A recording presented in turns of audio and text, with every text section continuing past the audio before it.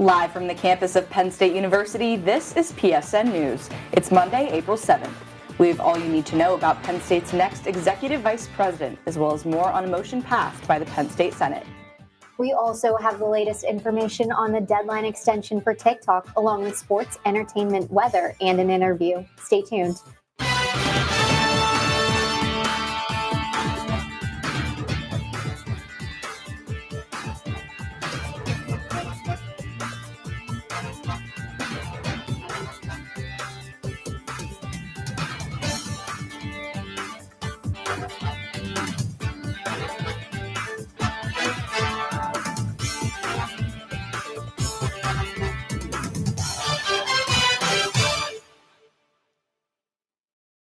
Thanks for joining us tonight. I'm Anneke Wagner. And I'm Emma Goldkopf.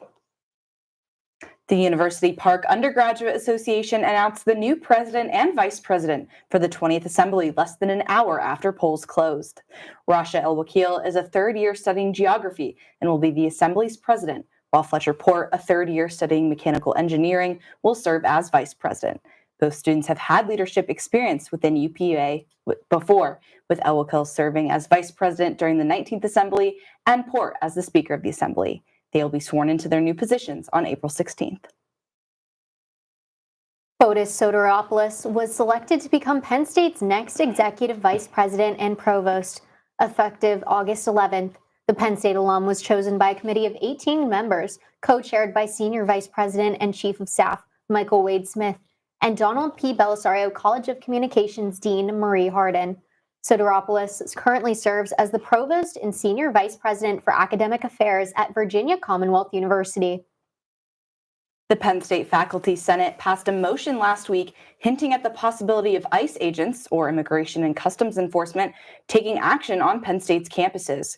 The motion calls for the university to clarify its policy and require that a peace officer is present if ICE agents engage with students, faculty, or staff. The move comes as the Trump administration is cracking down on international students, particularly those who have protested against the war in Gaza. In early March, the U.S. Department of Agriculture cut two programs that spent over $1 billion annually on schools and local food banks. The two programs include the Local Food for School program, which cut $660 million, and the Local Food Purchase Assistance Cooperative Agreement, which cut $500 million. Both State College Food Bank directors and Centre County officials, including Centre County Commissioner Mark Higgins, have expressed their concerns with the cuts. State College Food Bank Executive Director Elaine Beck said that no matter what happens, they will ensure everyone who depends on them gets what they need. What can students expect outside this week? Student meteorologist Filippo Formica is live in the studio with this week's forecast. Filippo? Thanks, Anneke. It was really a snap back to reality today. Right now at Beaver Stadium, 39 degrees. For reference, our average high temperatures for this time of the year in the mid to upper 50s. So felt a lot more like winter today than early spring. Those winds right now south at 7 miles an hour, making things feel just a couple ticks above freezing. And at our current radar and satellite view, we have, yes, some blue on the screen, and that means snow as an Arctic front makes its way towards State College, already impacting areas such as Erie and the northwest corner of the state. Zooming out to get a better picture right now, we have an upper level low here swirling through Ontario. That is going to be dropping this Arctic front through the Commonwealth overnight tonight. We also have some remnants of some storminess that brought us plenty of rain over the past week that is slowly moving off the coast. Let's time out those showers on our high resolution run. Right now it has those showers breaking up before they get to State College, but I wouldn't rule out a few drops or flakes as this front moves through. As you can see, some showers scattered at most across the eastern half of the Commonwealth. As we time things out going into Tuesday, we start to see some northwesterly flow, and that's going to drop our temperatures as well as our feels like temperatures and bring some lake effect showers to northwestern Pennsylvania. As we go throughout the rest of the day on Tuesday, clouds will start to break up a little bit and we'll see some more sunshine. It will be quite cold, not even touching 40 degrees on Tuesday. And as we head overnight Tuesday and into Wednesday, we'll see those clouds begin to break. And I think Wednesday morning, will be cold, but will be the sunniest part of the week before another round of storminess is on its way for Thursday morning and could start off as snow here in State College before transitioning to rain as some more southerly flow kicks in and another system moves just off the coast for Friday, but this is going to be mostly a rainy system, although we could see some snow in the higher elevations of New England. So for tonight, we're going to call it brisk. It's 27 degrees our low with the chance of those rain and snow showers, a westerly wind at 10 to 20 miles an hour. And as we head into the day tomorrow, 38 degrees our high. That is more typical of February than April. Partly cloudy with a chance of snow showers as that lake effect machine kicks in northwestern Pennsylvania. That northwesterly wind at 20 to 30 miles an hour, gusting up to 40. So make sure to pack an extra layer or two as you step outside, get ready for class or work tomorrow. And taking a look at our 7-day outlook, we're going to be seeing those chillier conditions on Tuesday edge into some warmer conditions as we head into the end of the week, but still well below our averages. Snow to rain on Thursday and rain on Friday. And as we begin the weekend, some showers, but they do clear out and we see some more sunshine towards the end of our weekend and a warm up on the way for the beginning of next work week. Annika, back to you. Thanks, Filippo. Now stick around because after the break, Cassie Vaselis will have the latest in sports. Ready, Mike? 3, 2, fade in on 2, Mike and Q. This is Nittany Talk.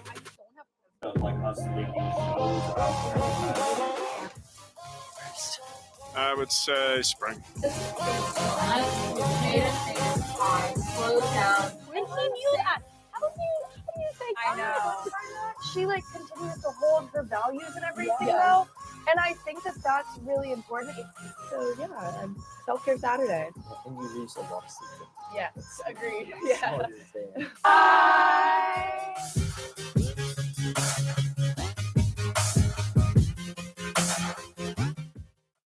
Hey everyone, welcome to Culture Central. My name is Jaden Stewart, What's good, everybody? My name is Eric Pichardo, and we are your hosts creators and executive producers of Culture Central.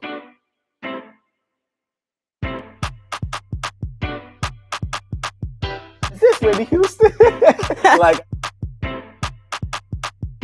We're doing things that have never been done before, so welcome to the family.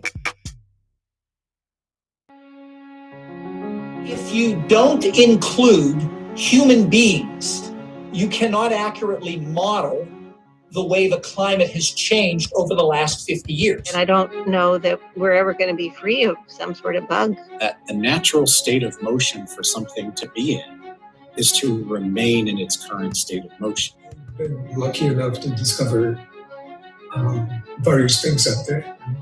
Pulsars, exoplanets, and some other phenomena that ended up being interesting. Hi, I'm Johnson Gary with Asking Penn State. With Asking Penn State, Asking Penn State. Asking Penn State. Asking Penn State. Welcome back to Asking Penn State.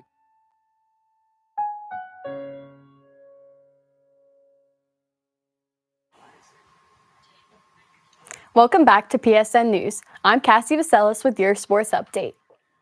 Penn State baseball swept Minnesota this past weekend. In the series opener, the Blue and White won 10-4. Strong pitching by Ryan DeSanto, as well as home runs from Jesse Jakonski and Cole Wagner, led to the win. On Saturday, the Nittany Lions won 5-2 as they rallied for 4 runs in the 9th inning. 6 home runs led to Penn State's 15-10 win on Sunday. 2 of the home runs were by Bryce Molinaro, who has 7 on the season. The Nittany Lions took a big win over Michigan in men's lacrosse yesterday. Despite trailing heading into the second half, a 5-goal scoring run helped lead Penn State to the 11-8 victory.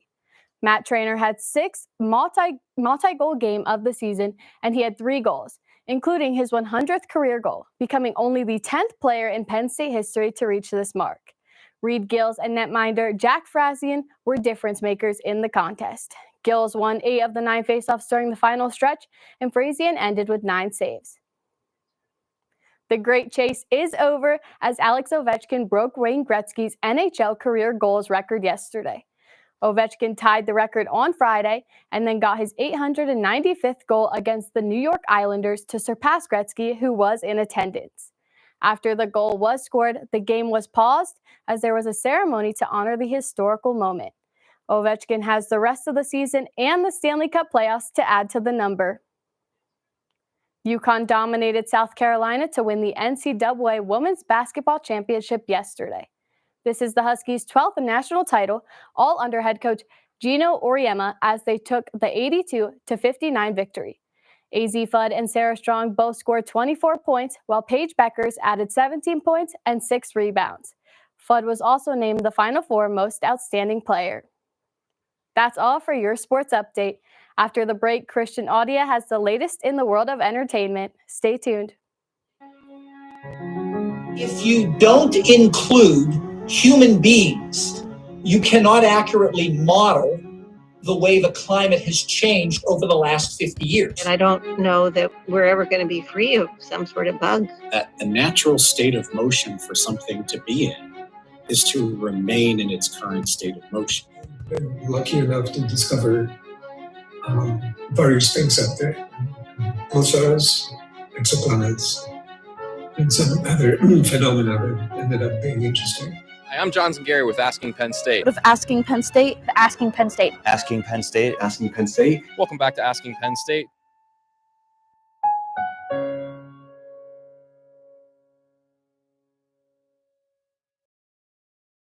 Welcome back to PSN News. I'm Christian Audia with your entertainment update. Do you like colorful fun, good music, and free food? Well, this Friday, Penn State's Sasa and Spa are hosting their very own Holi on the Hub lawn at 5 p.m. Holi, also known as the Festival of Colors, is a vibrant Hindu festival celebrating spring, love, and triumph of good over evil, marked by throwing colored powder and water at each other and dancing.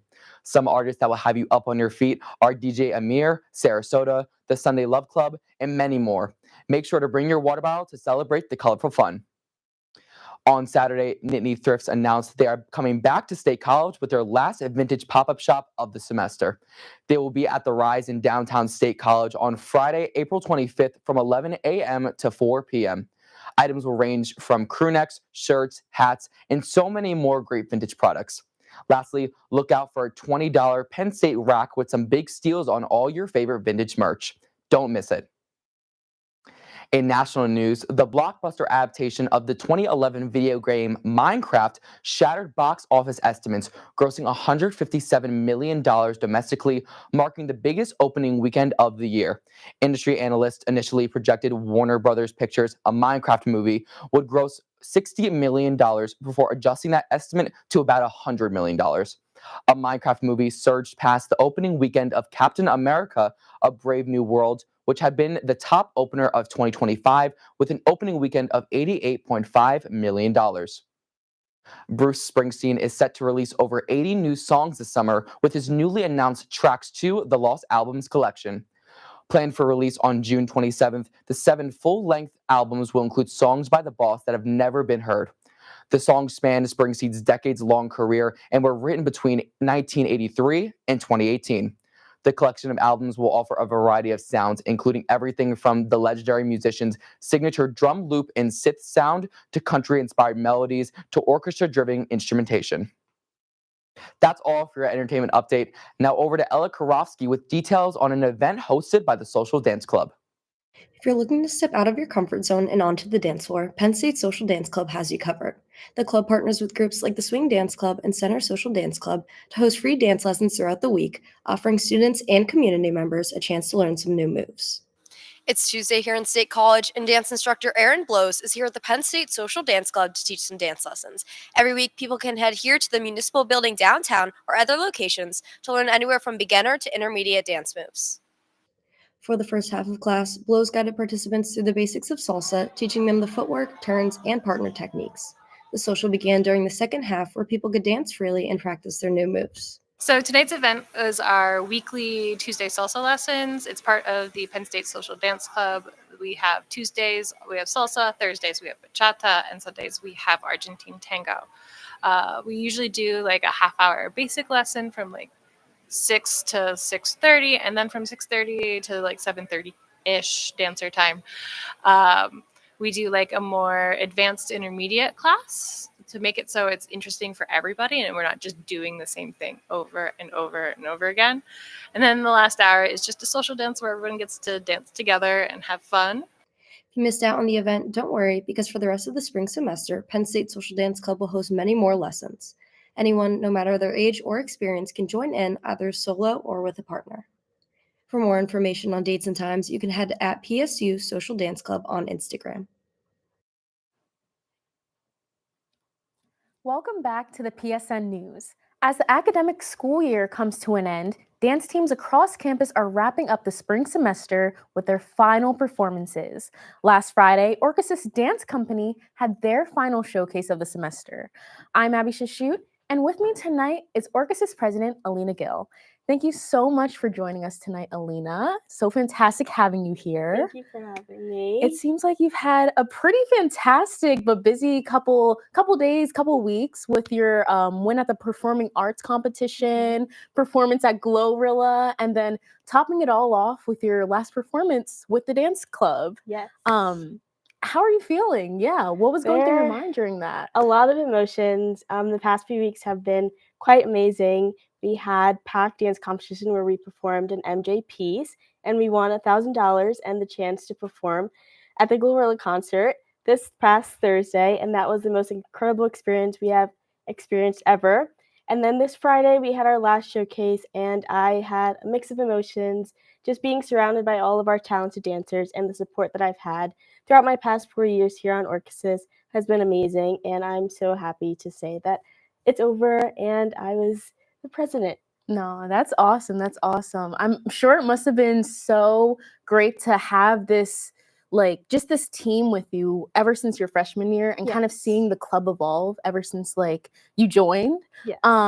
And something else, another milestone your club's coming up on is their 90th year anniversary. Yes. How incredible. does it feel to, like, lead your club into such a huge milestone? It's been such an honor to lead my team into this 90th year anniversary that we're having. It has been an overwhelming feeling thinking about the legacy that we have built over the past few decades, thinking about all of our alumni. They are all incredible. And to say that I will be joining that alumni group is amazing. And I'm so excited to see how far Orchesis grows and to see where this team takes it. No, absolutely. And honestly, from the events that you guys have had literally over this year and like the past 4 years, your contribution, it speaks volumes. It does. So congratulations Thank you. on such an impactful year as president. Thank you.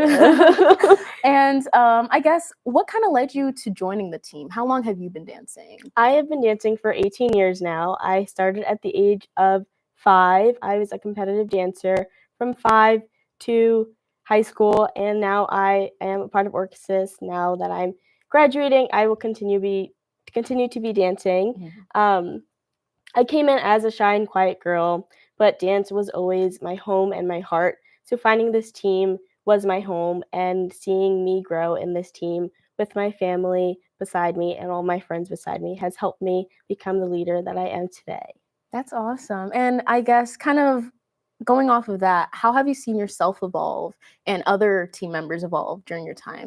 Everyone has grown so much. Our team has grown so much. We started off as a small group, and now we are a tight-knit group of girls. I'm so proud to say that we are all close. We are like a family. They are my sisters. And again, speaking on behalf of myself, I came in as a quiet girl, and now I'm sitting here as the president of Orchesis Dance Company, leading it to where it is today. Oh, that's great. So what would you want, and for anybody who doesn't know about your dance team, what would you want them to know about it? I would say that we are a big group of family. We are sisters. We are here to dance, but we are also here to make memories with each other.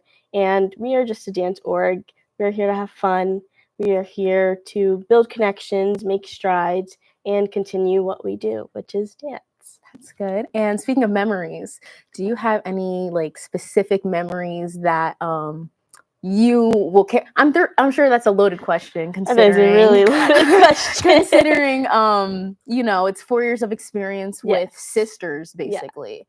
What's like one thing that comes to mind when you think of this team? I would say the one thing that will stick with me forever is our last circle that we had before our showcase. We have a big circle, and we just go around talking about our year together and our favorite memories. And this past circle, all of our underclassmen were giving wise words for our seniors, and we were giving wise words to them. And just seeing all the emotions in the room showed how much of an impact that our seniors have made on this team. We are so close, and we are going to miss them all so much. Oh, well, that's awesome. And yeah, thank you so much for coming in tonight. Thank you for having me. And so, now stick around because coming up next, Emma and Annika will have the latest news from across the nation. Ready, mics? 3, 2. Fade in on 2. Mike and Q. This is Nittany Talk.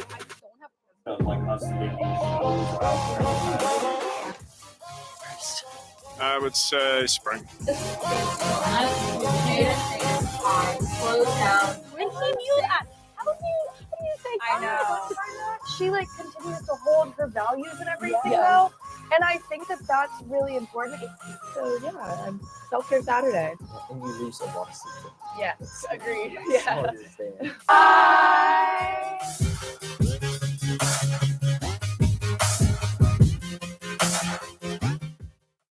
Hey everyone, welcome to Culture Central. My name is Jaden Stewart, What's good, everybody? My name is Eric Pichardo, and we are your hosts creators and executive producers of Culture Central.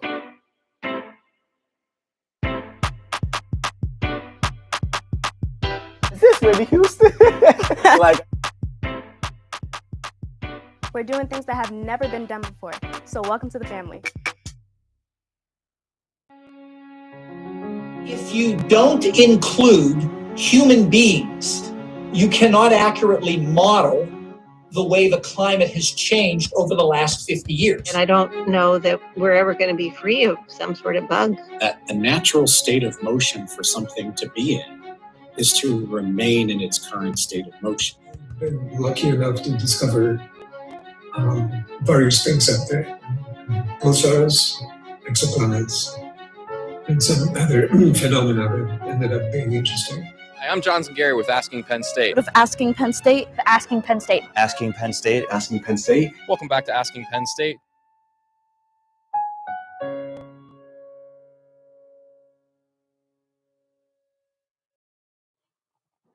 A Maryland man is being sent back to the U.S. after he was mistakenly deported to a prison in El Salvador. ICE expelled 29-year-old Kilmar Abrego Garcia last month, despite the fact that he legally lives in the U.S. with a work permit. A federal judge ruled on Friday that the Trump administration must return Abrego Garcia within 3 days. But the administration and the Department of Justice argue that they don't have the power to bring him back since he isn't in the U.S. Abrego Garcia's attorney says ICE has corrected deportation errors in the past. An Oklahoma man has been charged with first-degree murder in the fatal shooting of a Catholic priest at a church rectory in Kansas, authorities said Friday. Officers were called to St. Peter and Paul Catholic Church in Seneca on Thursday afternoon, where they found Arul Carsala with gunshot wounds. The 57-year-old priest was rushed to the hospital, where he later died. Police arrested Gary Ermish of Tulsa, Oklahoma. He was charged Friday and held in Nemaha County Jail in place of a $1 million bond. Thousands of people from across the country, from Alaska to Florida, have come together in protest of President Donald Trump. Over 1,200 locations in the U.S. hosted hands-off demonstrations organized by civil rights organizations, labor unions, LGBTQ+ advocates, veterans, and elections activists. This has been one of the biggest movements by the opposition since the Women's March in 2017 and the Black Lives Matter protests in 2020. All of the rallies have appeared peaceful and no reports of arrests have been made. President Donald Trump said on Friday that he has signed an executive order to keep Tik Tok running in the U.S. for another 75 days. The president wants to give his administration more time to broker a deal to bring the social media platform under American leadership. White House officials believed they were nearing a deal, but Beijing halted the negotiations on Thursday after Trump announced his tariffs around the globe, including against China. The president and his administration are still confident that they can strike a deal with the Chinese social media app. That concludes our show tonight at PSN News. Be sure to check us out on Twitter and Facebook at PSN News, on Instagram at Penn State Network News, and to subscribe to our YouTube channel at youtube.com/PSN News. Have a good night and stay safe, Penn State.